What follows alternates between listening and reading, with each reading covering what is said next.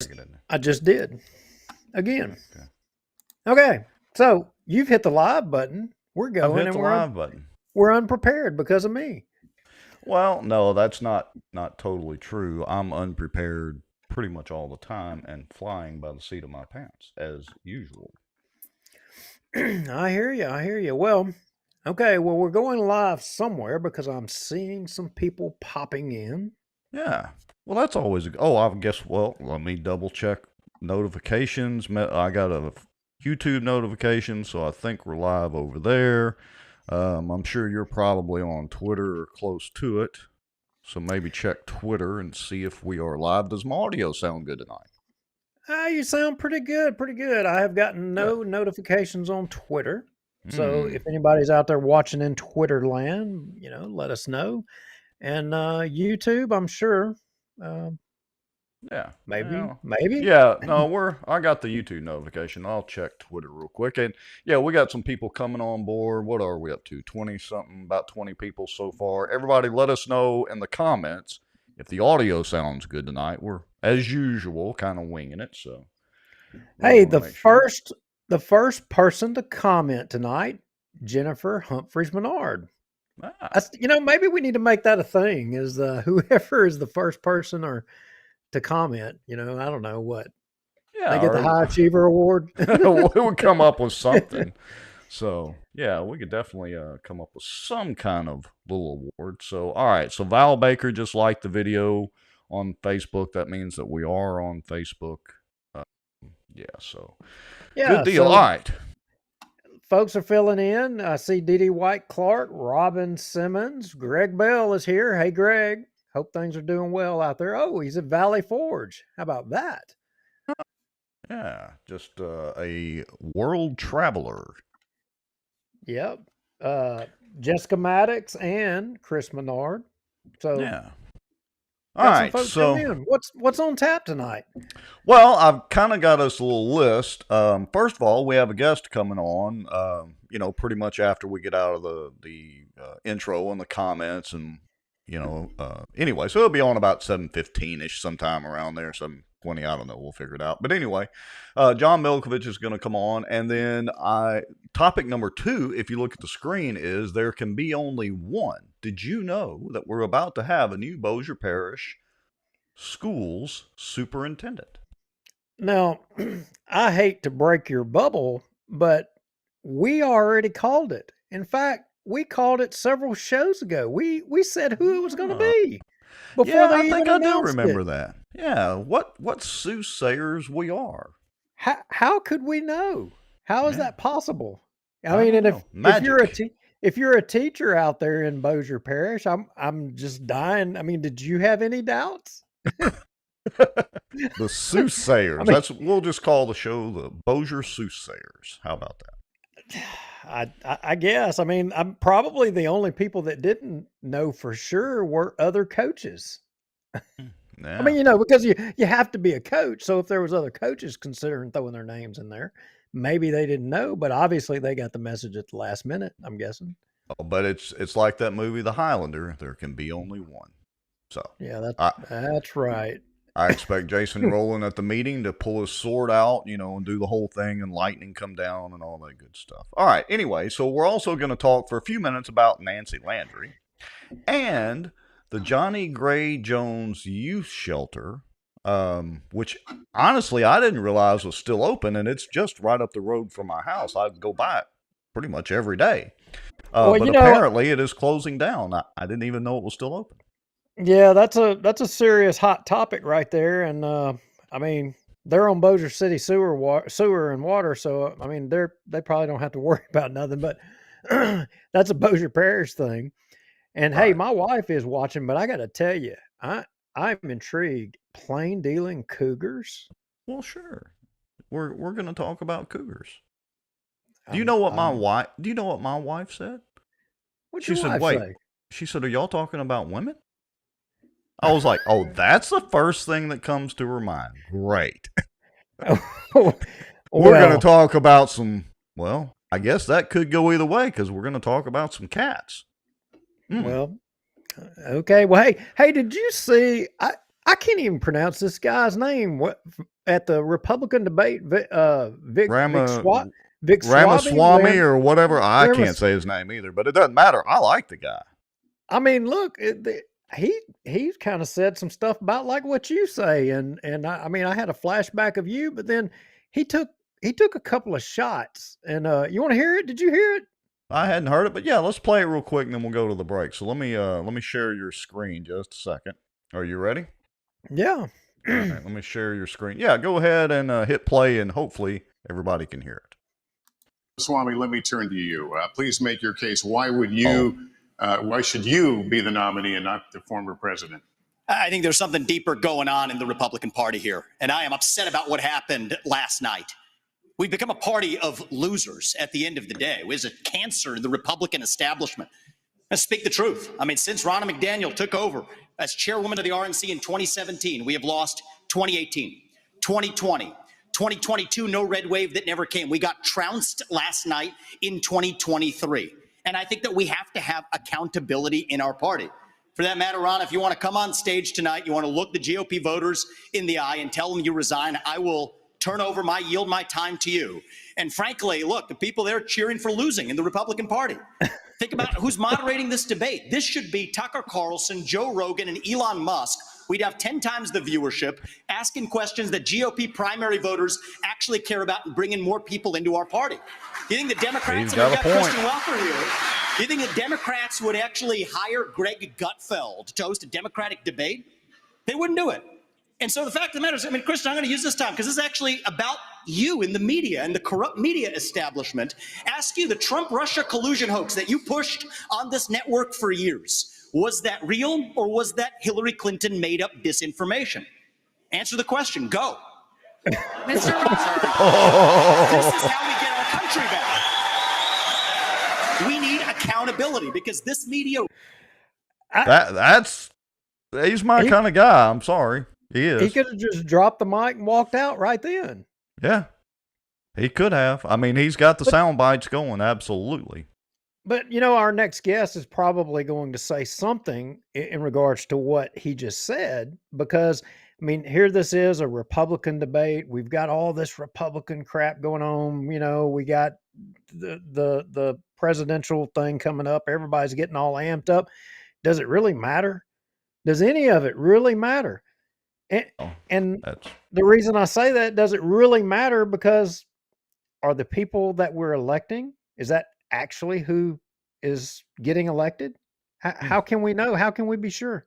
Well, that's a good point. All right. Well, let's go ahead and go to the intro and the little break, and we'll come back out of it. And on the backside, we'll start answering some of those questions, and we'll go ahead and bring our guest in after that. How about that? Sounds good. Let's do it. All right, folks, y'all know the drill. While this is going on, we'll be back in about 3 minutes or so or whatever, but go ahead and get you some popcorn ready, grab you a good stiff drink because you're going to need it tonight. We will be back in about, about 3 minutes. Folks knew a lot of the back office on the politicians that they think walk on water, they would be shocked. You know, there's an old wound from a knife in my back that just is giving me heck lately, and it's just really irritating, so I have to kind of wiggle around a little bit. Well, I've not heard my name in stable or Baton Rouge in stable in the same sentence in a long time. I titled it A Shot Across the Bow of the Good Old Boys. Just, you know, they feel helpless, they don't feel heard, they have nowhere to turn. Some Republicans as well believe that government has the answers. And let me tell y'all something. I don't know anything government does well. Nothing. Aren't there laws that say that you have public meetings so that the public can have accountability of their elected officials? They're making a little bit of progress, but I would definitely have to give the race to Caddo Parish right now. I don't know. Is there anybody from Plain Dealing watching, you think? As a member of the media, I'm very concerned about what I've just heard. Did you or did you not requisition some money to fight against this or for it? We hired a lobbyist and it cost us $15,000. We were opposed to HB 630. So for this week, folks, the cockroach of the week, according to Bossier Watch and Duke Lowry and Rex Moncrief, is Raymond Cruz legislative assistant, Allie Feaster Smith. Thank you, Allie.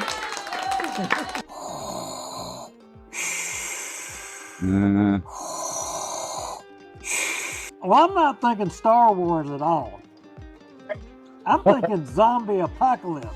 No way. Okay, It was not okay. David. You know it wasn't David Montgomery. David ain't going to jump off in there with Chris. He ain't going to do it. He'd soon spit on him as he would even look at him.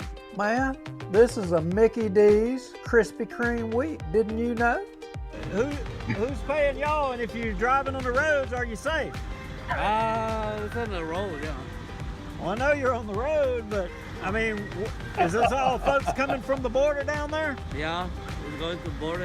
It's actually going to Mexico and buses. doesn't mean they interpret it the same way that I do. For instance, the Second Amendment. I take it very literally.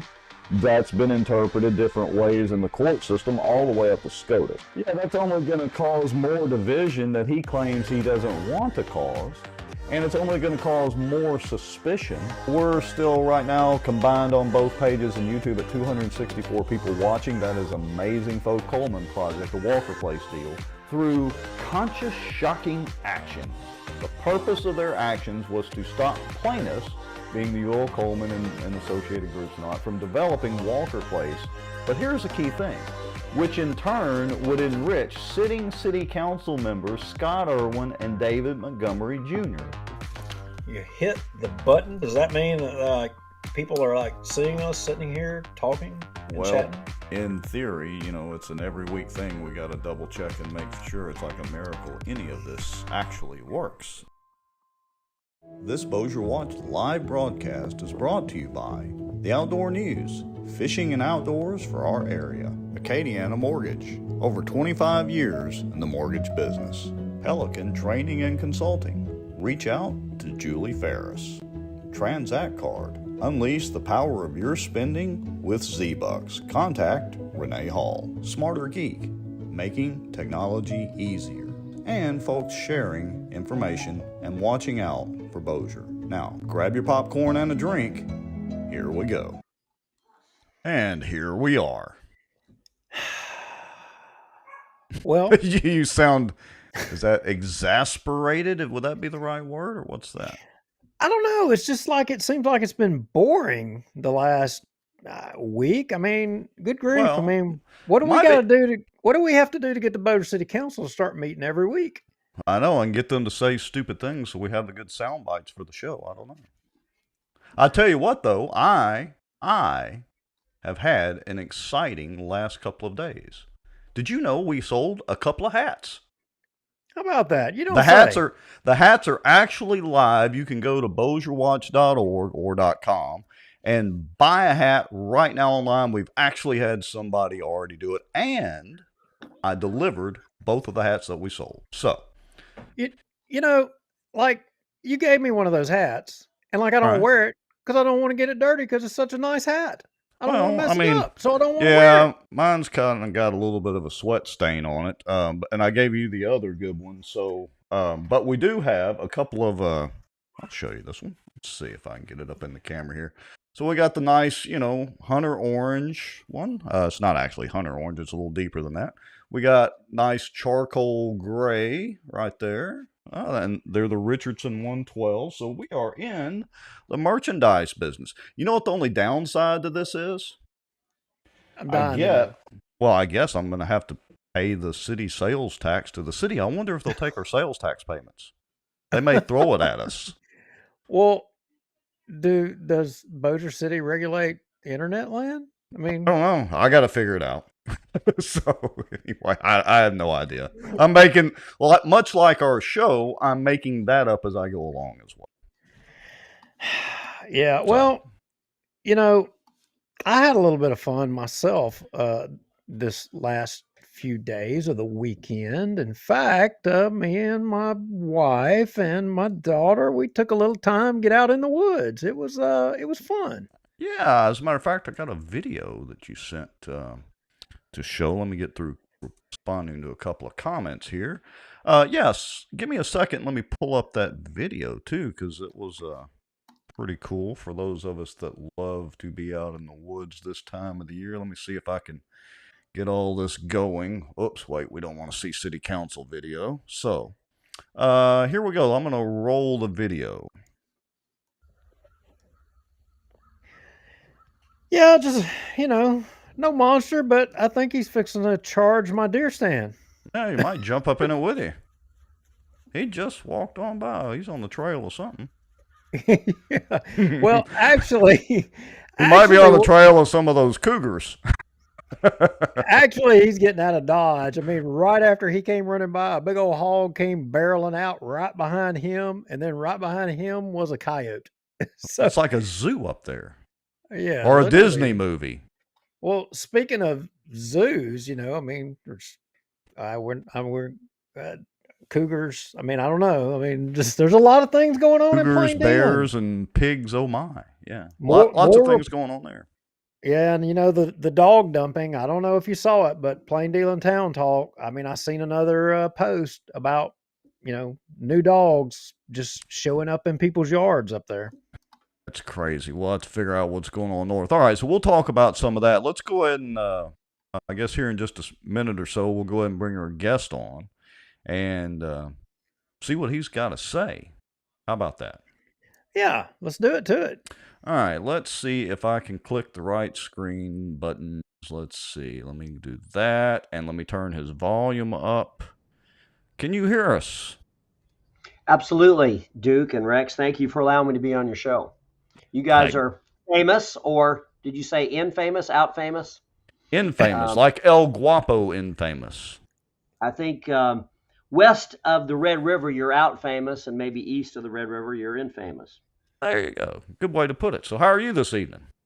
Doing good. Doing good. So what brings you to our lovely Bedode here? Okay, well, I'm going to make a disclaimer that I'm not promising to present any original ideas. Of course, I'm a church guy, as y'all know, and I don't drink. But having said that, I probably think a lot like Joe the bartender at Ramada Inn. So I'm an expert at the obvious when I've been staring at it a long time. And this is what I'm seeing, and it's what everybody in America is seeing. And maybe we can get it in a framework. We can get a handle on it. But they're trying to kill Trump, okay? And I love what Vivek Ramaswamy, I'm not sure if I said his name right. I love the great speeches. But this is what I'm going to say, and hopefully this isn't too controversial. And he may be a good guy, but he ought to be on the Trump bandwagon. And I'll say that because I've been in some campaigns and lost some and got elected to Louisiana Senate once when I didn't run against the machine. Richard Burford's a great guy, by the way. But I'll say this. I think we're at a point in our history as a nation and as a state. It's not about voting for the people that have the prettiest speeches. At this point in my life, and I'm a little bit north of 60, I hate to admit, I think we need to vote for the people that are willing to go parking lot. They're willing to fight, willing to throw punches, that got blood on them. And frankly, there's some smart people in the Republican Party running for president. I'm voting for Trump. If he's in jail, I'm voting for him. He's got blood on him. He's fought. He's fighting for me. He's imperfect. He's magnificently flawed, but he's fighting for us. And this is just, if you give me about 20 seconds, I'm going to run. He fought abortion. He kept us out of wars. He didn't go into war so his friends could make money. He's fought Red China. Can I say that again? He's fought Red China. He's against the isms, globalism, communism, socialism, Marxism, atheism. He's fought the isms. He fought riots and crime. He stood up to this crazy waves of urban crime. He tried to protect our border. He said America should maintain its sovereignty. He took on crooked elections, fixed elections. He's exposing judicial corruption the hard way by they're trying to pulverize them in open court on national TV. And he even took on excessive regulation. So anyway, that was too long a speech, but I'm saying I'm backing him not because of pretty speeches. He's a fighter. He throws punches. He's taken some punches. And really, let's get real. He's putting his whole life, his whole career, his family, his finances, his future on the line to fight for America. Well, you want to know why I voted for Trump both times and why I would vote for him again? because I could care less if he runs naked across the White House lawn. I don't care what else he does. Supreme Court picks and federal judiciary picks. That's it. Other than that, I don't care what he does. I don't fall for the drain the swamp mantra. That's a good campaign slogan, but that's never going to happen. It's literally the judicial picks. So, what do you say to that? Great point, and that's absolutely an important point. And we got a Supreme Court that finally said, look, states can outlaw abortion. People have been fighting that for 50 years. But I'll say this, Rex, you're absolutely right that he cannot drain the swamp by himself. He's surrounded by the deep state, and this is another issue for another day. These civil bureaucrats under the federal law that needs to be changed, Duke and Rex, they get appointed, and it almost takes an act of Congress to fire them. But it's important that there be somebody fighting the swamp, because now for the last, 3 years, whatever, we've had somebody who's not even fighting the swamp. He's not draining the swamp. He's like opening, he is opened the floodgates to turn all of America into swamp. I mean, okay, guys, this is one example. You could name a million. Let me stop you, John. I want to ask you a question. Stop me. Because, you and I, the first time I met you, it was probably 20, almost 30 years ago at a fire station in Bossier City, downtown Bossier City. Okay. And you came in and you were talking to all of us, and the speed at which you're talking right now, and you were that animated then, and you're still that animated today. And it's what I want to know. How are some people able to maintain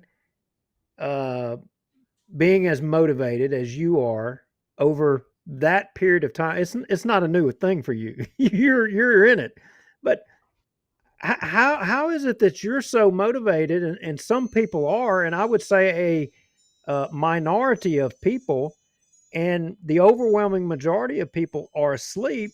And is it because they know something we don't? Is it because that a lot of people had just given up and there's no way it's going to move? We're going to move the needle. We're going to change it. The only way is for it to just completely be destroyed and annihilated, and we start over. I mean, how can you maintain your positivity? Well, because you would have to be positive to even be advocating that we can still make a difference. Yeah. Well, great question, but I'll point to two examples that I'm looking at on the screen. What about Duke Lowry and Rex Moncrief? How many years you've been doing your show? And you guys have attacked the issues in Bossier Parish. Then you said that's not enough. We're going to do a Louisiana watch, and we're going to attack statewide issues. And you're going to get into issues like election integrity that made lots of people nervous, including establishment Republicans in Louisiana. That's a topic for another day. So you guys haven't let up.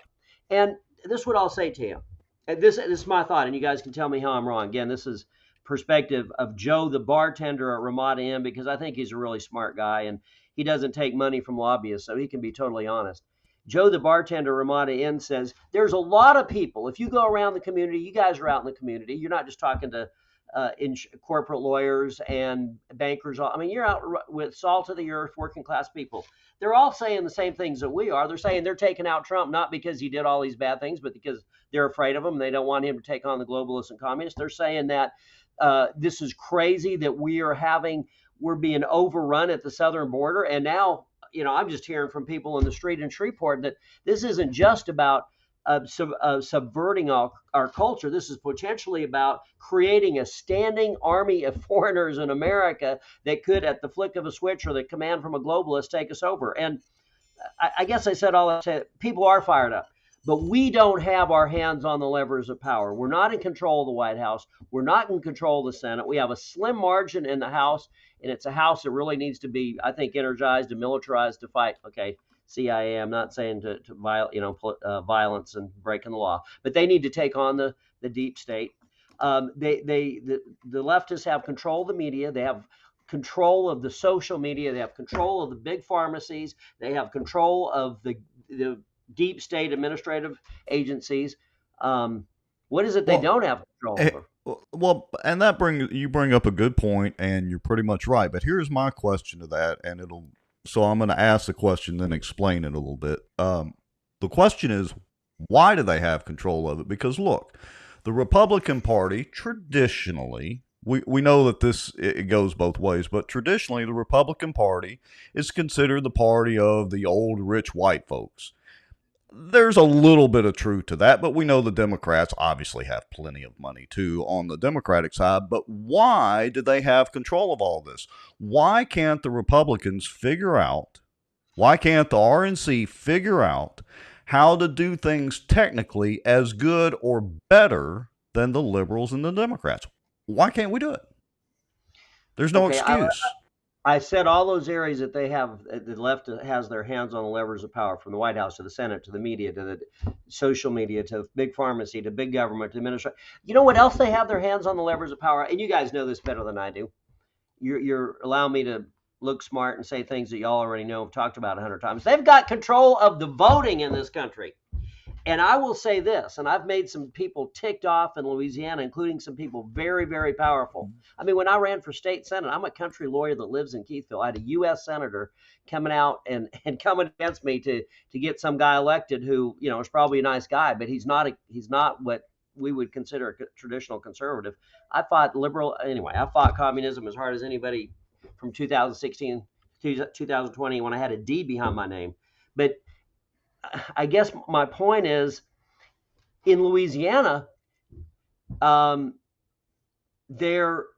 saying that the Republicans eat their own. But I will say this, and this is a very unpopular thing, but I think people need to be thinking about it, because I think there's a core of powerful Republicans in this state. Does not include Duke, Lowry, and Rex, because you guys are men of integrity. You're Christians. You're family guys. You love America. You love our republic. That are tied in with Red China and or Dominion. This is a fact. David Vitter he's former U.S. Senator. He's been paid millions of dollars to lobby for Communist Chinese interests. Kyle Rucker, and I'm going to call him Kyle Red China Rucker. I guess I can call him names after he sent out hundreds of thousands of dollars of mailers lying about me in the 2023 campaign that ended about a month ago. He's accepted at least $40,000 to lobby for a Communist Chinese interests that are operating in South Louisiana. And by the way, he was the campaign manager for Vitter, and he was the Kyle Rucker. He was the staff director. What company is that? The Kyle Rucker's. Well, he was I'm sorry. Say that. Let me make sure. What company was that he was lobbying for that's of Communist China? I can't. Okay, I'd have to go back and look at my research to find the exact name of it, but it's a documented fact. In fact, he was ridiculing John Bel Edwards for, being friendly and cozy with the Communist Chinese, and he had to take down his Facebook posts and attacks when someone pointed out, "Look, aren't you taking money from Communist Chinese interests?" So that's Kyle Rucker, who was the money man for David Vitter. Who is the chief of the Jeff Landry's transition team? Do y'all know who? Kyle Rucker. Who's the main money man for Kennedy and Cassidy? Boy, I'm making people all over the state mad at me. But somebody needs to tell the truth. I think we need to be united against Red China and Dominion. And I think Trump is willing to do that. And he's got blood on him, and he's willing to throw punches. So if he's in jail, like I said, I'm voting for him. So I got a question for you, because I'm making too many people mad now. Oh, that's okay. But we do that all the time. We do it all the time. Yeah, join the club. So I got a question for you, though, in all seriousness, because we hear Red China, China this, China that. It's either China, it's Mexico, whatever. Literally, about an hour before the show, I had my wife looking up on Temu. Now, I don't know if you've seen Temu, but it's basically the Amazon from China. All right? And I had her looking up some polyester sports shirts with the little hoodies that I like to fish in, sun shirts and all that. And the same shirts that I pay on Amazon or anywhere else for $30-something, you can get off of Temu for $8. They're the same shirts because they're all being made in China. So my question is, what happens if we eliminate China? We prosper. But hold on a second. All right. So I want you to expand on that. I don't want just a talking point. because you have to understand the transition of things that are going to have to come back to the USA or some other, foreign country that are producing these. We would have to transition back. Electronics is one of them. And we've seen before, Apple did the initiative somewhat to try to bring some of their production back to the US. Guess what? It didn't work out. It drives the price up too much. And that's always the excuse. So my question is, without just using a talking point, when we eliminate Red China, what are we going to do about production and manufacturing that has been gone now for decades? Okay. We are running a trade deficit. I'm so glad you got into this. You guys are so smart. Okay. You guys are so much smarter than the people on ABC, CBS, and NBC, but I don't know if that's much of a compliment. I hope it is. But yeah, it could go either way. So we're doing about a $350 to $400 billion a year deficit with Red China. So over the last, what is it? And I don't have the exact number. Is it 25, 28 years that we gave them most favored nation trading status? America has transferred trillions of dollars of our wealth to communist China. So what are they doing with it? They are perfecting their nuclear strike capability to wipe out America. Of course, they're running concentration camps, re-education camps for the Uyghurs. And according to the United States government, one of the things they got right, they said the United States government has accused them of genocide. They're smuggling fentanyl over our border. They're buying up our land. They're sending female, I hate to say it, whatever. I better be politically. But hold on, let me to undermine us. Hold on, I want to stop you there and not get too far off on the talking points, because you made a good point. All right, that we've sent all this production and manufacturing and wealth over there, and that is true. I would argue they would have got the nukes anyway. I mean, India has nukes. It's not like we sent all of our wealth and money over to the country of India. I mean, we do support them somewhat, but not that much. So my question is, yeah, we've transferred wealth over there, but again, when I can go and buy shirts at $8, bring them over here, have somebody print my logos on them, and turn around and sell those shirts for $35, I'm bringing some of that wealth back. So what do you say to that? We have, more than any other nation on the earth, we have created communist China. And they're the most horrific, most genocidal, most murderous regime probably in world history. I mean, who are their competitors? Hitler, Stalin, the Soviet Union, Genghis Khan. I mean, they are murderers of their own people, and they're ready and willing to do that to us if they get their, they're destroying us.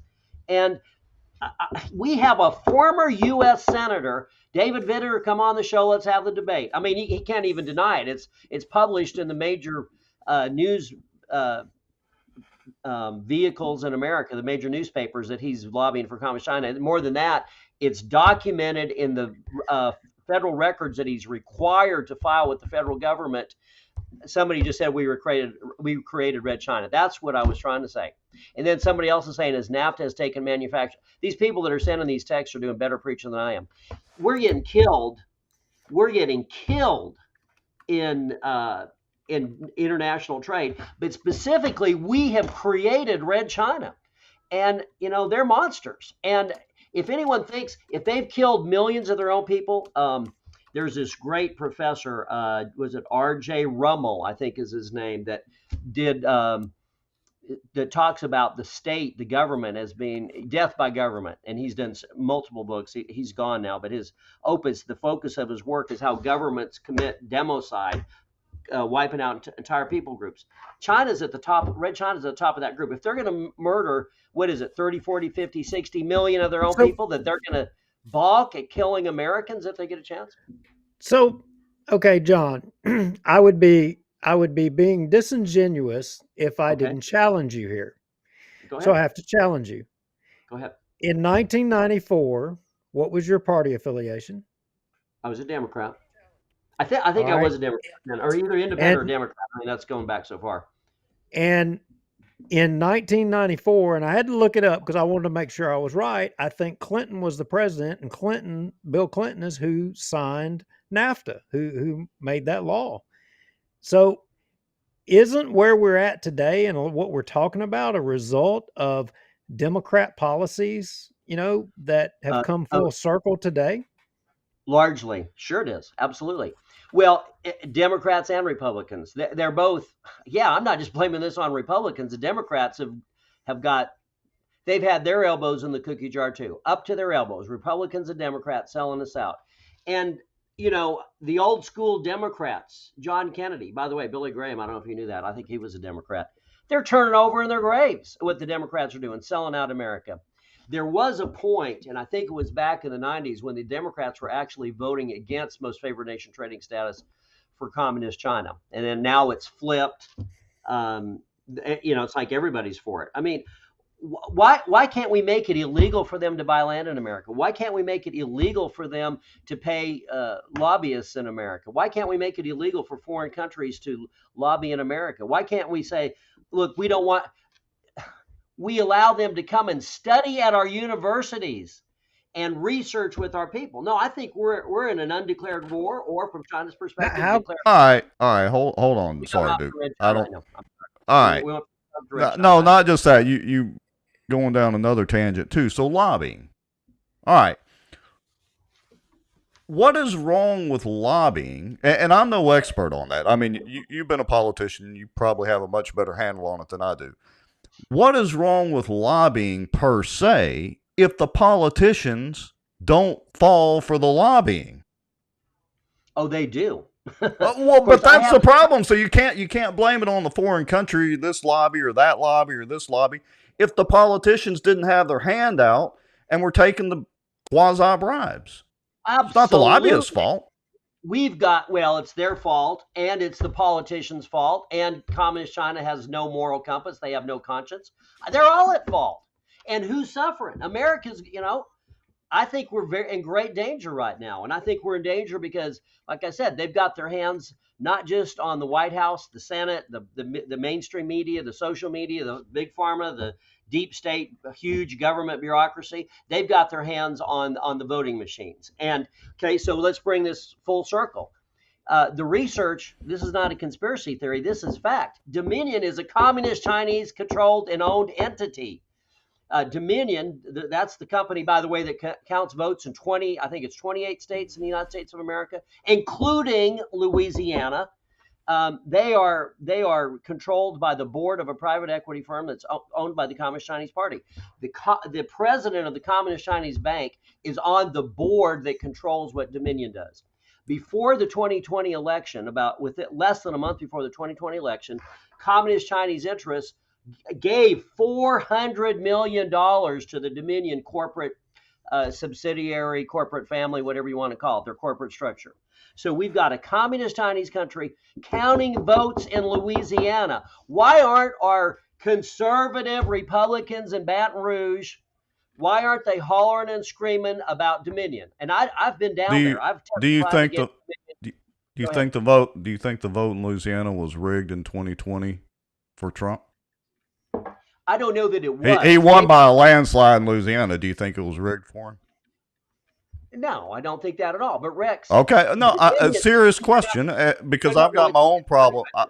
I've got my own problems with our voting system, and full disclosure for everybody watching, because we're talking about voting and Dominion and all that. If Facebook or YouTube drops us off, switch over to Twitter and find us on Twitter. We'll still be there. But anyway, with all that said, so I'm sorry, I don't want to get you on. Oh no, I don't care if we get booted or not. So, but it's a serious question, and here's the other question. If all this was conspiring and happening, why did it only happen in certain states? I mean, why didn't they rig it for Biden in Louisiana too? I mean, there are more Democrats registered in the state of Louisiana than there are Republicans. You know the answer better than I do. They didn't need to rig it in all the states. They needed to rig it in enough states to win, and I believe they did. I'm an election denier. I'll admit it. And to me, the further we go into this investigation, more and more experts coming out of the woodwork, more and more people with eyewitness testimonies. And I'll be honest with you, I'm very disappointed that the United States Supreme Court did not wade into this issue and confront the issue of election fraud. Somebody says because they are, oh boy, I'll tell you what, you guys have some of the best commentators. Duke, is that beautiful girl Kara? Is she related to you? Yeah, it's kind of sort of. We made How is babies she, how together. is We that did. beautiful girl related to you? She That would be his better half.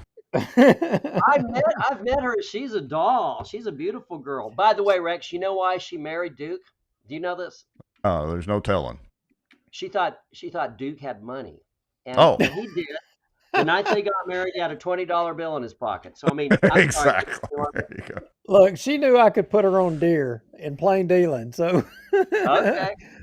But that's hey, look, okay. So I've been listening here for a little while, right? So no, they didn't rig Louisiana. You're right, John. There was no point in it. I mean, the electoral college votes didn't get you where you needed to be. But that doesn't mean that, down ballot races weren't changed, altered, steered, whatever you want to call it.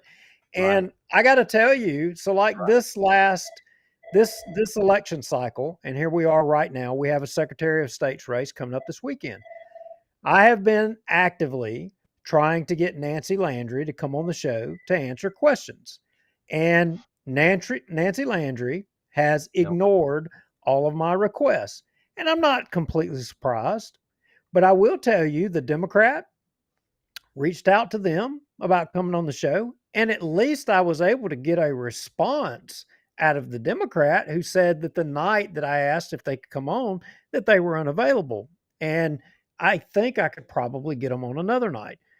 But the problem, and I've listened to some of the interviews that Nancy Landry has said, and, it's a lot of the Kyle Ardwan talking points. And I like Kyle. I mean, I know that you and him have butted heads a little bit. I watched the committee meetings down there and the hearings where you even went down and testified, and he kind of bit your head off just a little bit.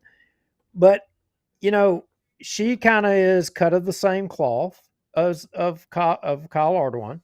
And I've heard her interviews, and she said, the statement that we can't audit our elections is just not true.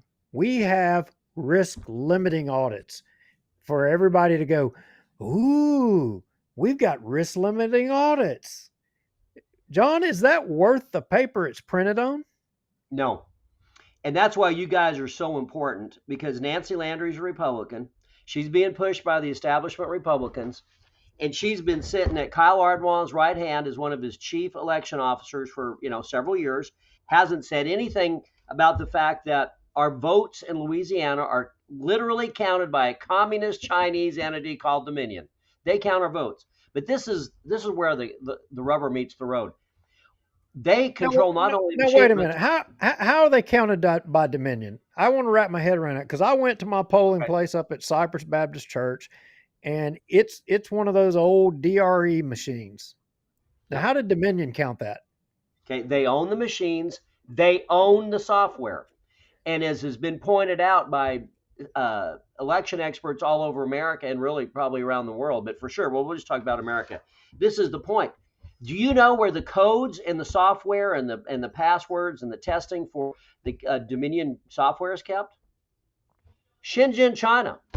That's been preached openly by Colonel decorated combat veteran Phil Waldron and cyber election security expert Phil Waldron, who's been on the Mike Lindell, one of his videos shortly after the election. Basically, we don't have the codes to the software. And Colonel Waldron says this is pretty bizarre. This is the software that counts the votes, and we're counting on the tabulation of these votes. We can't even get into the software to tell whether Duke got 50 votes or 500. We can't tell whether Nancy Landry got, for example, and this is a fact, Nancy Landry got over 3 times as many votes than Brandon Trosclair, the paper ballot guy, supposedly, according to the votes that were tabulated by Dominion. So you think, I don't think that Dominion is going to allow Brandon Trosclair to win the Secretary of State election when the first thing he's going to do is fire Dominion and say, get out of here, take your electronic voting machines, you can sell them as boat anchors in a South Louisiana bayou. We're going to paper ballots. Okay, I want to challenge you and agree with you, because one, I would rather you agree with me. the DRE machines, those old antiquated machines, I mean, I don't think Dominion owns those machines. I don't think those are the machines that you're Okay, talking so about. they created. We either leased it from them or bought it from them, but they came from them. And Dee Dee White, I wanted Brandon to win too, and you're absolutely right. He should have. The people in South Louisiana and people inside baseball, people, conservatives in Northwest Louisiana, they do not believe that that Nancy Landry got more than 3 times as many votes as Brandon Trosclair. They don't believe Well, it. He had a well, very robust statewide campaign. well, let me say the part that I agree with you on. The part that I agree with you on. How can Nancy, the 2 candidates in the Secretary of State's race that came to Bossier Parish the least in campaign, get the most votes in this parish? How is that possible? Yeah. So I don't believe it. I mean, I don't buy it. And and Nancy Landry, we're supposed to trust her to count votes in Louisiana. Did you all know that she was one of the at the forefront of the movement to cram Common Core down the throats of Louisiana families? You may not have known that. I know that because I was in the legislature for 4 of the years when she was doing just that. And in addition, well, the part I agreed with you. I mean, I disagreed with you on, and Jessica Maddox points out and says that Bossier Parish Library there has the Dominion machines. Yes, she's right. If you go and early vote at the courthouse or you go and early vote at the library, yes, those are those Dominion machines. That have the USB ports on them that with the locks, and you put the card in. They have that deal.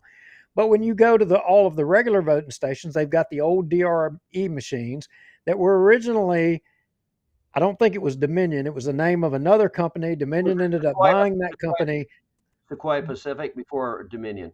But they're not the Dominion that it's not the machines that you're talking about. We're not all in on the Dominion machines. Like, it's not all Dominion right now.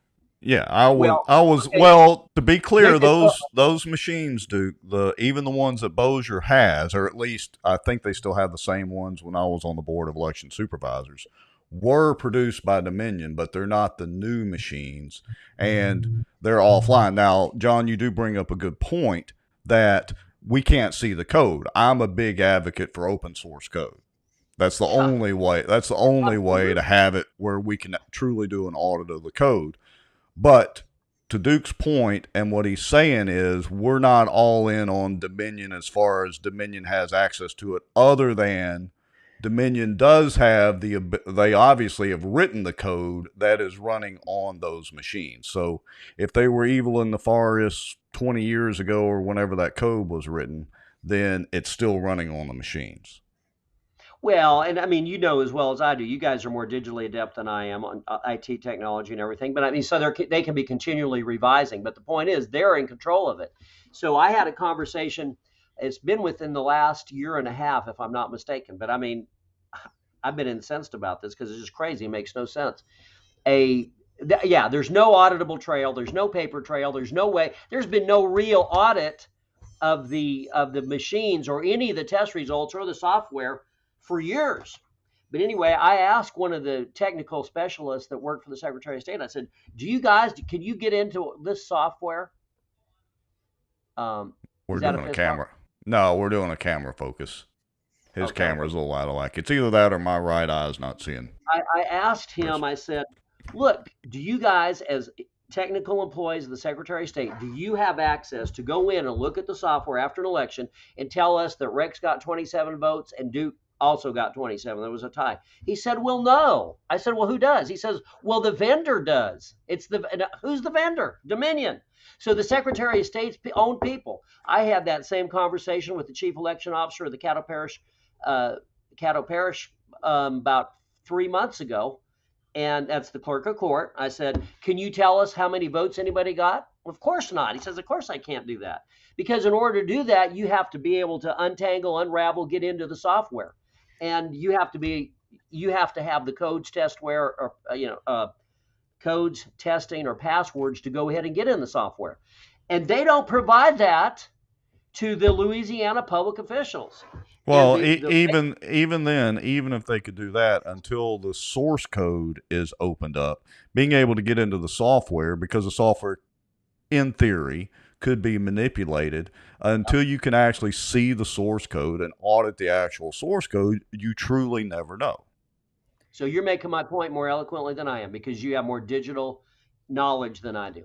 I had to get somebody to help me do a Zoom tonight. So don't tell that to everybody, please. Well, here's the thing. Paper We ballots. can, You're right, Bruce. You're right. Paper ballots. we can go all night long on the problems with, the different election systems.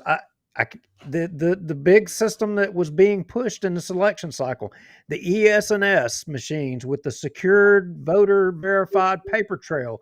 Ooh, it sounds all good and nice. Well, did you hear about the machine changing votes in, I think it was Pennsylvania, up there in that county, up there in that judge's race? Just here, guess what? I'm pretty sure it was those verified voter paper trail ES&S machines that everybody's so big and proud of. But my point is I don't think anybody can get out there and make the case for paper ballots more so than what Brandon Trosclair did during this campaign. And how many votes did he get? We don't know. Well, I mean, I don't believe that Dominion and Kyle Ardoin gave him credit for all the votes he got. I don't believe that Nancy Landry got more than 3 times as many votes as he did. I don't believe it. And they can't prove that it happened because unless and until they're willing to let some national elite forensic computer analysts get in there and audit the data and tell us who won. Well, I would somewhat agree with that. I mean, because on the flip side of it, if I was playing devil's advocate, I would say, well, do you not think that Jeff Landry got the votes that he got and won it outright in the first round? I mean, well, I don't know. You can't have it both ways. Well, I'm not saying that he did win outright. I don't know that he did. My understanding is that wasn't exactly what the polling data is. And if you really want to get politically incorrect, have Jeff Landry on this show and ask him what he says about elections. Hold on a minute. So you mentioned the polling data, and let's go back to 2016. My wife and I and my wife's not very political, but she wanted to stay up and watch the election results on TV because it was the Trump election, Trump and Hillary. All right, 2016. And I'll remind everybody that basically about 9:30 or 10 o'clock Central Time, Hillary was winning. As I remember, about 10:30, 11 o'clock-ish, it started swinging. And by midnight, 1 o'clock, they were calling it for Trump or pretty close to it. Now, we can't have it both ways. Why wasn't the election rigged in 2016? Well, I think a lot of analysts believe, of course, you guys have heard this. You probably know more about it than I do. They say it was, but they didn't rig it enough. They say that they underpredicted. All right, but hold on. No, now, I'm just playing. I'm playing devil's advocate here because I don't. You're advocates for Christ. You're advocates for Christ, both of you. I know both of you personally. I don't subscribe to the fact that our elections are completely fair. So that's not what I'm trying to drive at right here. But what I'm getting at is you can't have it both ways. Of all elections, if the liberal left-wing establishment and Dominion were going to rig an election, they would have damn sure made sure and rigged it for Hillary. Why didn't they? I think they tried, and I think that they underestimated the Trump surge. And this is just a theory, may not be true. I think Trump was so politically incorrect that when they were taking telephone polls and stuff, probably a lot of, are you going to vote for Trump? Oh, no, I'm not going to. Then they get in the polls and vote for him. But many analysts believe, okay, your wife is so smart. Can she speak for me in the future if I ever run for anything? She says it was blankety blank and rigged. They underestimated the number of votes for Trump. That's what I was trying to say, Kara. But anyway. I think y'all are both wrong. Okay. Simplify, Duke. Are you agreeing with your wife on public TV, Duke? Your wife maybe I am, but I think y'all are both wrong. I think the truth of the matter is I think the deep state or the people that are the rigging people, whoever they are, them, they, whatever. Yeah. I think they hated Hillary Clinton more than they did Trump, and they didn't go all in on rigging it. I think they were like, you know what? We'll take our chances with Trump, but we know her. We don't want none of that crap. I mean, Well, real worst case, I'm people, gonna find myself buried in a field in Arkansas somewhere. No way, I'm out on that. And then they um, realized when Trump got in there, you know what? This ain't good for business. This guy's got to go. Well, maybe so, but I'll go back to the simplest answer is probably the correct one. And again, I'm not saying that the elections are completely fair, and I'm not saying that they're not rigged. All right. But here's the deal. Again, it goes back to our discussion of Republican versus Democrat. Once the Republican Party figures out how to mainstream put together a message, Trump is the closest thing we've got to being able to do it. All right. But until the Republican Party and the RNC and conservatives in general figure out how to get that message out there and convert more people to Republicans or conservatives, whatever, or get them out to vote better than the Democrats do, then we're going to continue to have these problems whether we can fix the elections or not. They're breeding faster than we are. I don't know that I can agree with that. I don't know that I can agree with that because I don't think it matters anymore. With what they did this last election, I don't think in any election going forward it even matters because what are people willing to do? What are people going to do? There's a minority of people that are willing to stand up, say something, and do something, but there's not enough. There's too many people that are just keeping their mouth shut. They're going along. There's people watching this show right now that I argued with and tried to make sense. I sent them endless studies on election information, in since 2020 about the all the different machines and the anomalies and the different things. Beat my head against a wall trying to make them see it. And they, you know what, at the end result, I'm going to say one of the quotes somebody told me. What they said was, the people aren't ready for it. They're not ready for it. And I think they're right. I don't think they're wrong. I think they're right. I think people are not ready. They want the election result the night of the election. They don't have enough patience to be able to wait, to do it a different way, to be able to wait even a week. Let's do paper ballots and let's give the people in the elections offices a break to where we'll count them over the course of a week, but it's 100% verifiable. We can count them 4 times back to back to back to back to back, but we got to wait on the result for a week. People are too damn impatient. They can't wait a week. They got to know that night. And that's the problem. Well, y'all are both making great points that we've got to get our message out stronger and that the people we need to grow up. I mean, we have to grow up because problem is if our country goes down, it's not just me. I mean, I'm a little bit north of 60. Again, I hate to admit that, but what about our children? What about our grandchildren?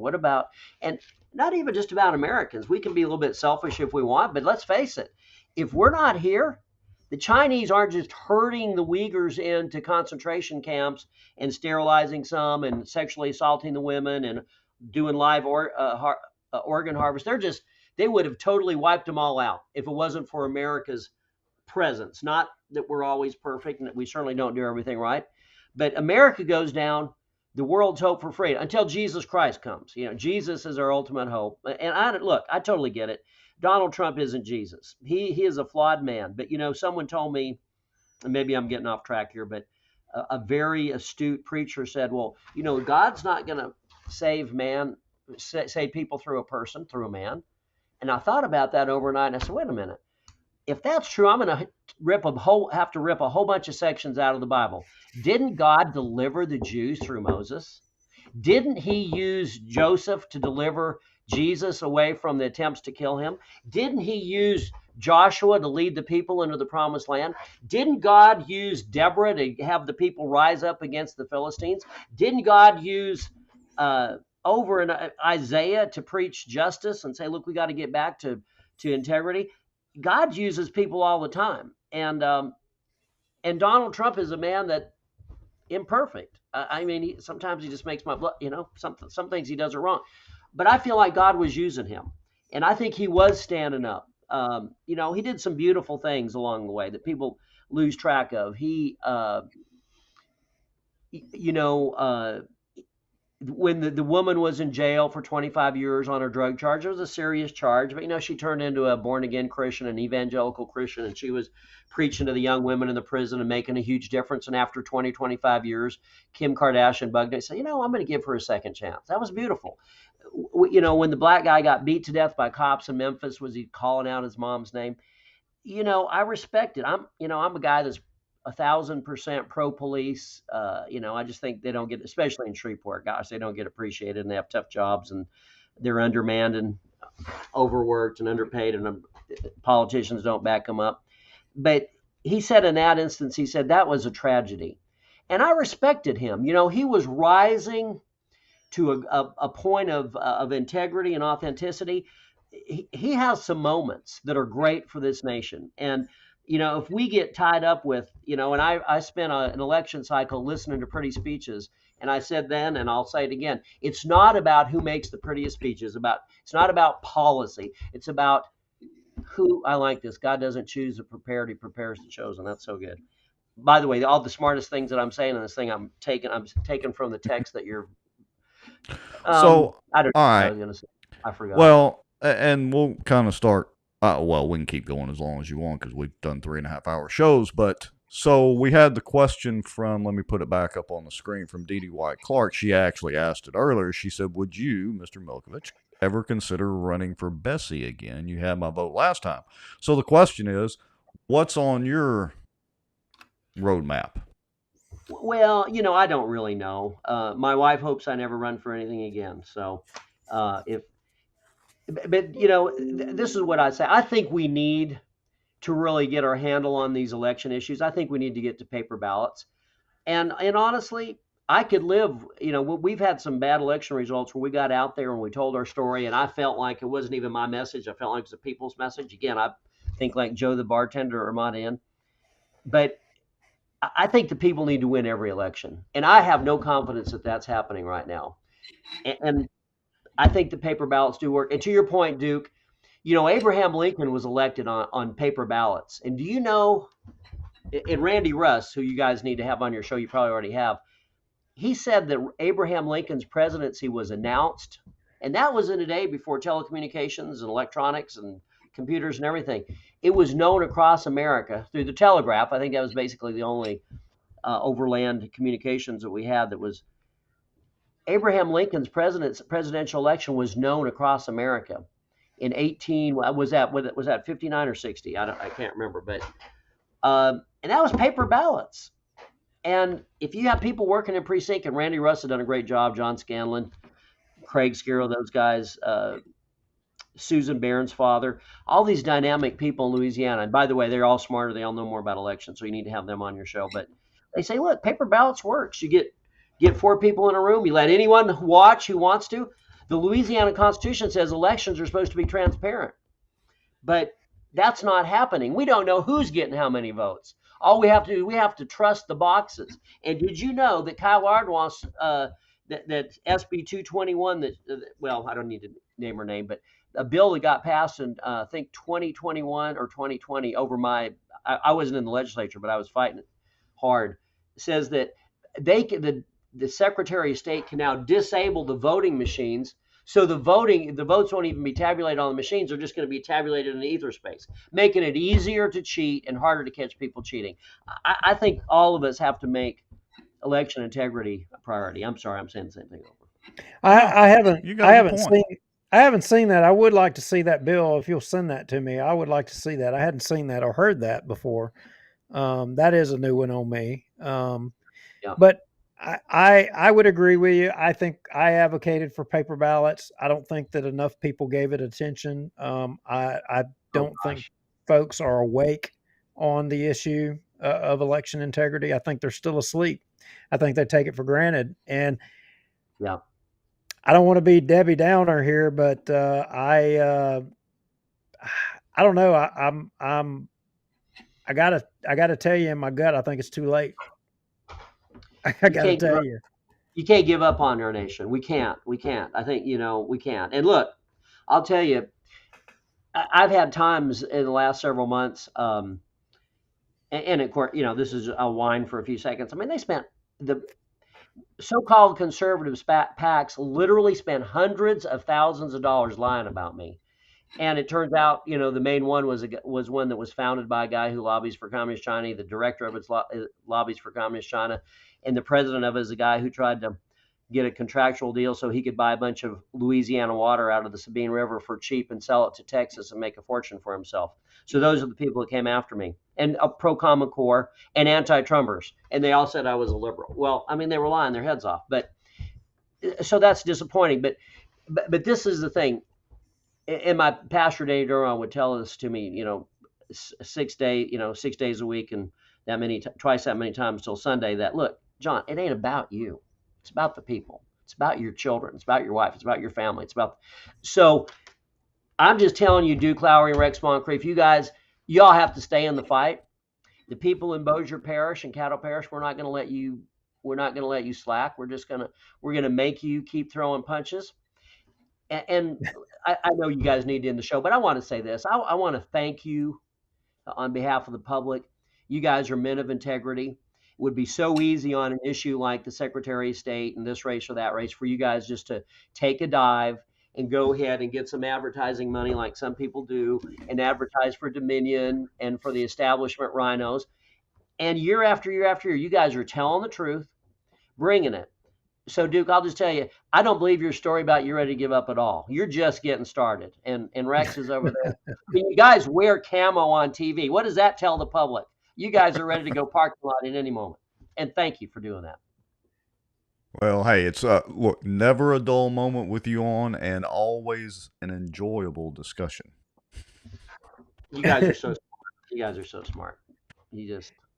Thanks, John. Well, we'll have you on again, and maybe after we get some election integrity issues passed. I'll see you in the legislature because I know you'll be down there testifying too. Hey, we need your help. You guys are very important to our state, so thank you for what you do, Duke and Rex. Thank you so much. I appreciate it, John. Thank you. God bless you. Well, always an interesting discussion with Mr. Milkovich.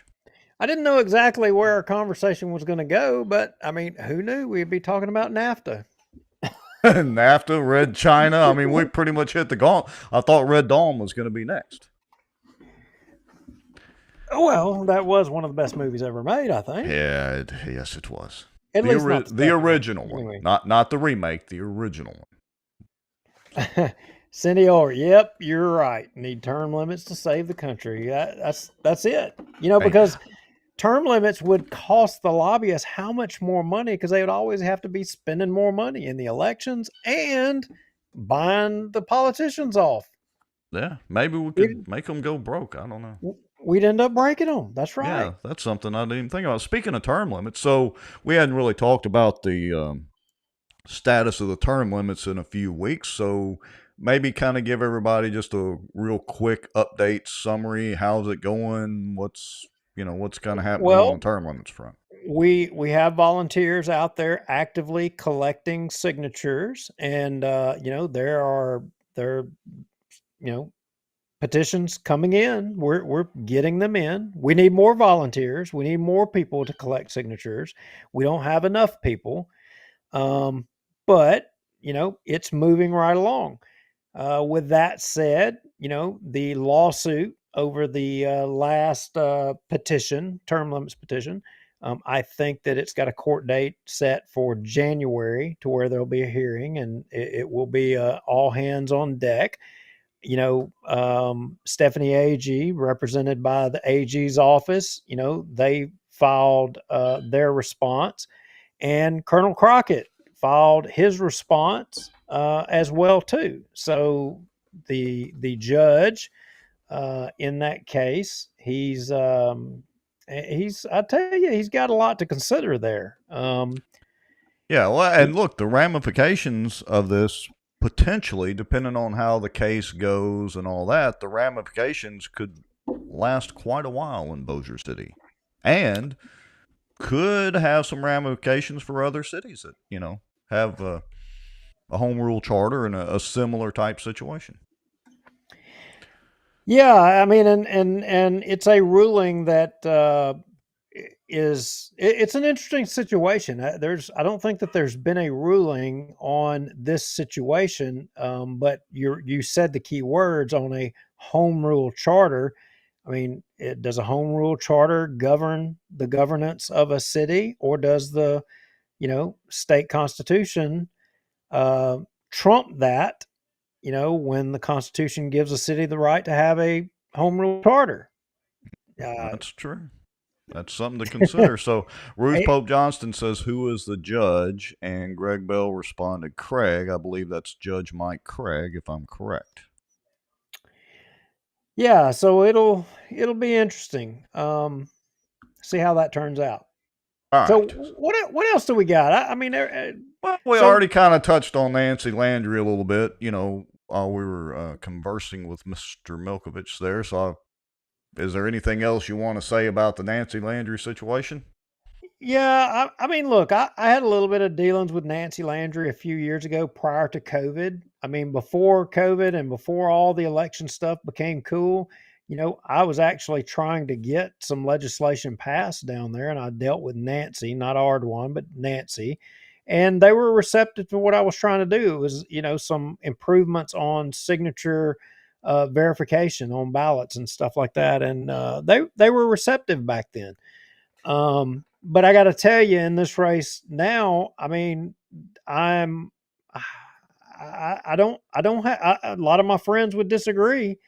I don't know that I have the full faith and credit in Nancy Landry in this deal. I Hmm. don't, but I think she's fixing to be your next Secretary of State. And Well, maybe we can convince her to come on the show after the election if she is elected, and maybe we can convince her to come on and have a little chat with us and see how things are going. I don't know. yeah, All right, so let's move into the Johnny Gray Jones Youth Shelter. Now, folks, to be honest, I don't have a lot of, stats and numbers in front of me, but let me share out my screen here. So hold on just a second. Click, click, click, click, click. All right, let me get this thing set up and then we'll get into it. So, um, there were some news articles and obviously some movement on this in the mainstream news and all that. Um, there we go. So I put an article up on bossierwatch and posed the question: has the Johnny Gray Jones youth shelter housed any kids recently? For the longest time, it appeared to me to be shut down. Juliana Parks blamed it in one of the news articles on unfunded mandates from the state. What does everybody else say? And that generated some pretty good conversation. As a matter of fact, several dozen comments from our good friend Barry Butler, Kate Bloomfield, Ryan Haygood was chiming in. And so my question is, what does everybody think about the Johnny Gray Jones shelter situation? What should the parish do about it? And, what's the status of that thing? well, I think that I saw a statistic maybe where I think it was like 2011, the budget for Johnny Gray Jones was right at 1 million, and today it was somewhere to the tune of 2.5 million. And but that certainly there is a void there. There was a service that was being provided, and there's a void there. You know, where will that money be going? That I think Well, is the that's a million good dollar. question. That's the yeah. Where's that money going? Is it going somewhere else because of the same reason that there apparently is a lot of dogs being dumped in plain dealing? Well, maybe they're going to take that money, Duke, and maybe the parish is going to follow Barry Butler's advice and build a first class animal shelter and solve our dog or stray animal problem in the parish. Maybe they're going to do that. Maybe they've had a change of heart. Well, word on the street is that perhaps a lot of animals may not be going to Bossier City as promptly as they were in the past. I mean, I'm hearing the cost of them to go to Bossier City is not exactly the same as it historically was.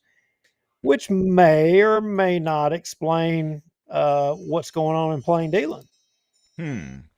Well, yeah, so we'll segue to plain dealing here in a second. I'm just kind of rolling through some of these comments. So anyway, look, folks, there's a lot of comments already here. We'd appreciate seeing even more comments. Barry Butler and Haygood were going through some pretty good numbers. And Kate Bloomfield was as well. So speaking of plain dealing, though, it looks like they may not need an animal shelter for just dogs. It would seem that way. There have been lots of animal sightings, I guess, is one way to put it. Reports of animals. I mean, the bears are everywhere. And did you know? Now, I'm kind of squirrel moment here. And that's an interesting choice of terms because of what I'm about to say. Did you know that bears can climb trees? I mean, I've seen bears literally climb trees. I know how fast they can get up a tree. But did you know that they will climb oak trees and, I don't know, maybe they do pecans too. Like squirrels, like, you go squirrel hunting, you see a tree that's got 3 or 4 squirrels running around in it, and you get set up and watch your squirrels and, pick a couple of them off. Did you know that those dadgum bears actually do that? There's a Facebook group, I think it's from Tennessee, about bear sightings in Tennessee and all that. And these people have pictures of bears up in trees, like out on the end of branches, hanging like squirrels, eating the acorns. I don't think we have any pictures of that yet here in Louisiana because they just go around and eat everybody's corn. But I had no idea. So who knew? Who knew? See, I'm slowly but surely turning this into an outdoors show, folks. If y'all haven't caught on to that. So what about the Cougars? All right. So here's the deal with the Cougars. Let me find the screenshot. Hold on. So that's what I want to know. What's up with the Cougars? Now, folks, this is a family-friendly show. So so when I show this picture of this cougar, you may want to, if you have any younger children, hide the children. No, it's really not that bad. So let me switch over here to screenshots. We'll get rid of that from last week. So there was a post in the Plain Dealing Talk Facebook group, and we've highlighted them before, but it caught my attention. So it was like yesterday or day before. Angie Barnett Beard said, has any of the hunters around the Rocky Mount area seen a big cat or a bear on any game cameras? We had something attack our horse and kill her. We have called Wildlife and Fisheries, and they are wondering if any sightings around of a big cat, cougar, panther, mountain lion, which is technically all the same animal, or a bear. I know a bear was seen in Plain Dealing a month ago. Well, there's plenty of bears up there. And I know a mountain lion, or cougar, whatever you want to call it, has been confirmed just a couple of counties north in Arkansas, confirmed by the Arkansas Game and Fish. It was on the game camera. They went up there, confirmed the prints and all that. So my question is, what is up with all the cougars and the wild animals in the Plain Dealing area? You hang out up there, Duke. What's going on? Well, you said that you wanted to see a big cat. Well, I'll show you a big cat. Let me get it pulled up. This could be interesting. Paul Black says it's the chupacabra. Just saying. Hey, Paul, I literally have a picture. I killed a chupacabra. I'll have to go back and dig through and find the shot. I think I showed it on Bossier Watch once upon a time, but I actually did kill a chupacabra, and I've got the picture to prove it. All right, I got you a picture of a big cat. You want to see a big cat? I got one right there. Let's see. Whoa, that's a big fat cat. That's a big cat. Well, that would explain why the mountain lions are coming around, because if there's plenty to eat, I assume they'll eat pigs. I don't know about a pig that size, though. That could be kind of dangerous. Yeah, well, there's quite a few of them. Let's see here. Oop, wrong one. Wrong one. Yeah, so remember, we still are live on your screen. I'm trying to find it. Oh, wait a minute. Oh, yeah. Well, hey, that's a mighty good-looking picture. Yeah, I kind of recognize that kid. Wrong cat, but one good happy kid killed a deer. Yeah, anyway. Congrats. Got a little meat for the freezer. You never know what'll happen when you put my share screen on. That's why I was trying to warn you. We're still live on your share screen. But I'm not done. Wait a minute. Let me see. Oh, okay. Okay. All right. Well, you may take me off share screen. We have no idea where this show is going tonight, folks. No idea. Yeah, it's bad. All Anyway. right. That's really the deal on Plain Dealing. There's been something going on up in Plain Dealing. Look, if y'all know anybody that's got some game cameras up there, have them double check them. You know, there's scattered reports all the time of mountain lions. Oh, I did want to bring up one thing though. Hold on just a second. Let me find this in the notes. So give me just a second here. I did actually, I think, put this one in the notes. I do have something. Do you remember the mountain lion in Bossier City? Anybody remember that? Actual mountain lion yeah. that was treed up in a tree in Bossier City back in 2008. So let me pull. I had the article here. Bear with me just a second. Let me see if I can get this thing pulled up. So it's not impossible that a mountain lion or cougar would be in Plain Dealing. It's just not impossible. Let me get this share Rex's screen. There we go. All right, let me reset this. So see, folks, y'all didn't know what y'all were going to get into tonight watching Bossier Watch. That is the mountain lion that was off of Barksdale Boulevard down by the river in Bossier City in 2008. They got the wildlife and fishery.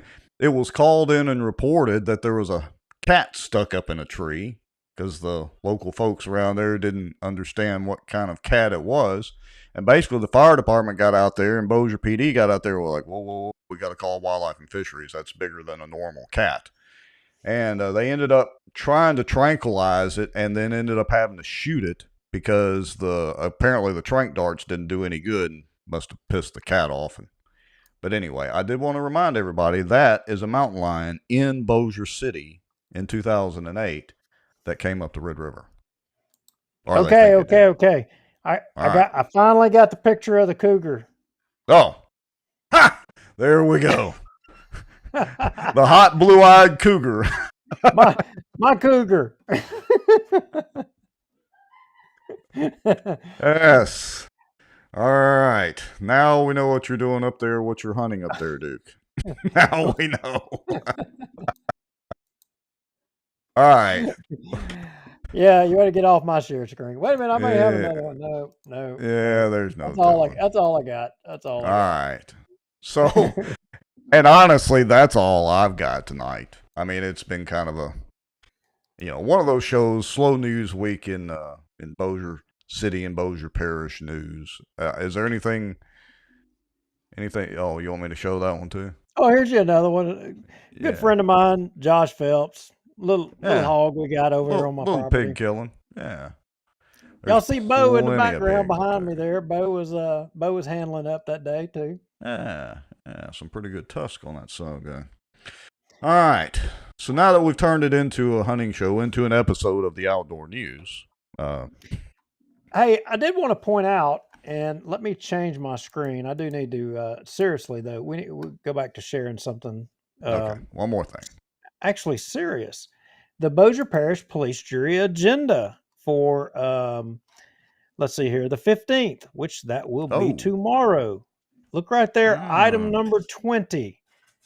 Consider appointing police jury members to the Library Board of Control. They're doing that again? When did they stop doing it? Well, okay, that's true. You would think they'd learn their lesson with the bad press, but apparently not. They're greedy.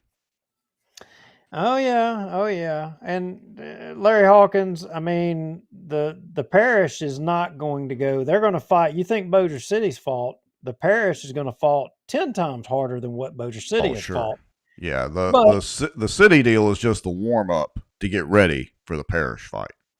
Yeah, and like Rex always says, you're not going to change something overnight. It's taken decades to get things in the situation that it is. There's no way you're going to get it changed overnight. It's just not going to happen. Hey, I wonder when is the police jury supposed to come out with their new camera and audio for their meetings? Because it still sucks. I don't know. Maybe it'll be this week. Well, we can Maybe hope. so. Hopefully so. Yeah. All Yeah. right. So, are we going to even? Colonel Crockett says, "We heard your cougar laugh in the background." Right. Yeah. So, all right. Are we even going to talk about? Is there any point in even talking about the school superintendent? I mean, Jason Rowland. So yeah, if y'all didn't know, we still got about 30-something people watching. If y'all didn't know, Jason Rowland is probably going to be the new Bossier Parish School Board superintendent because he's literally the only one that applied, I guess. I mean, I don't know if it's really good or bad or what. Now, how does that happen? Well, I don't know. I mean, how much does the superintendent get paid? That's 6 figures, but Oh, that's right. I forgot. Back during the 2019 tax ordeal, we looked all those salaries up. Yeah. Yeah, but I mean, it would seem that that's the Bossier way. Yeah. That you got superintendents that are just anointed. So you're saying this was decided before it's going to be decided? It had to be decided because we called it weeks ahead of time. Yeah. We said who it was going to be, and nobody else even apparently put an application in. How does that happen? Well, I don't think we even talked about, is it a good thing or a bad thing? I may have already shared, but I'll share again real quick.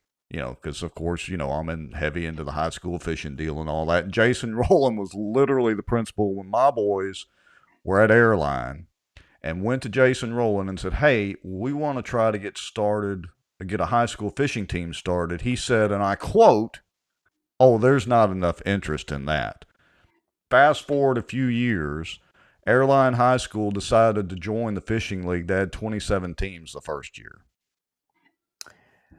Yeah, I got to tell you, I mean, I am troubled that we're not even competing stuff. We don't shop, as the king said in Bossier City. We don't shop. Well, apparently in education in Bossier, we don't shop either. We don't even consider any alternatives. It's one, you're either a coach, and if you're not a coach, you're not to be considered for running, the education system in Bossier. And I don't know. I think that we have doubled down on the good old boy system in Bossier, and it's not getting better; it's getting worse. And I'm not saying anything bad about Jason Rowland. I don't know the man to say anything bad about him. Right. I know a lot of stories, a lot of situations. I know that when it comes to bullying, there's some questionable stuff in Bossier regarding him. I think he toes the line when it comes to the money in Bossier as it goes for the school system. But why did nobody else apply? Why was there? Yeah, is there that's the no other question. teachers qualified, or no other teachers that would even desire it, or is it just that they know it's the Bossier way and they know that there's no way in hell I'd even get consideration? So why try from a school board that's not even going to try? Or maybe it's both ways. I don't know. I have no idea what the answer to that question is. I really don't. I'm gonna throw it out there. I got an idea. You know what I think Bossier needs to do? What's that? Independent school districts. Yeah, you've mentioned that before, and I agree. I think Bossier ought to consider independent school districts. I mean, have a North Bossier school district, a Bossier City school district, South Bossier, or Halton school district. Out, break them up. Yeah, it's what Texas does. You don't hear too many people complaining. I mean, I'm sure it's not, all roses and carnations over in Texas either, but you don't hear too many people complaining about Texas schools. That is one thing about Texas, or one of the things about Texas that people actually generally have really good things to say is the school systems over there. Not that they're perfect, but Well, I mean, look, if Airline High School, if the airline district, if they want to, or that independent school district, they want to be the Shiznit in Louisiana in athletics, then you know what? You can spend all your money on athletics and don't pay your teachers crap.